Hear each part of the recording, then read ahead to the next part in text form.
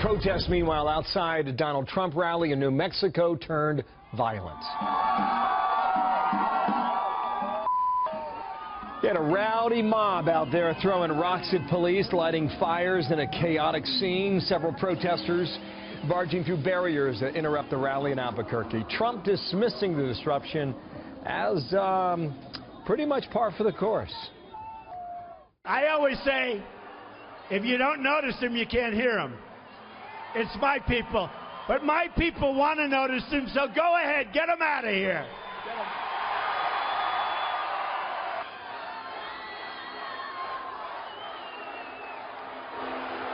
USA, USA, USA.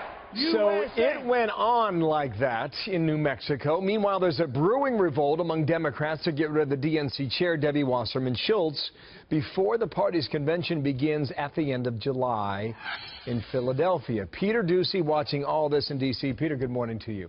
Want to start New Mexico first. Anybody heard of that event last night?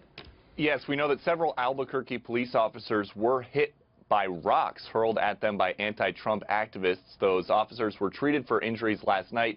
A police horse was also knocked down as protesters ignored organizers' pleas to calm down and muscled their way through a police barricade all the way up to the door of the convention center, where they were finally stopped. Police certainly had their hands full on the streets, but on the stage, Trump laughed off the efforts of disruptors hidden in his 8,000-person crowd.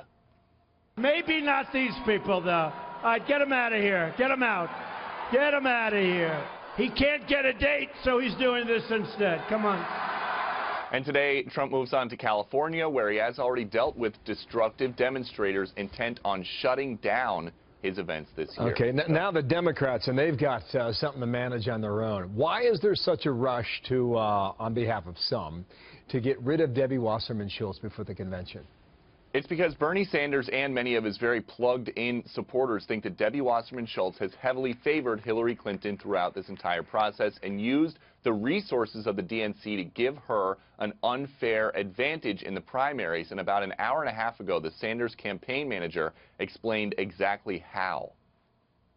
I think there are a lot of people also at the DNC who have been very put off by the way in which Debbie Wasserman Schultz has run this whole thing. You know, whether it was the cramped debate schedule at the beginning, whether it was shutting Senator Sanders off from his own data back right before the Iowa caucuses, and on. You know, there's a number of examples.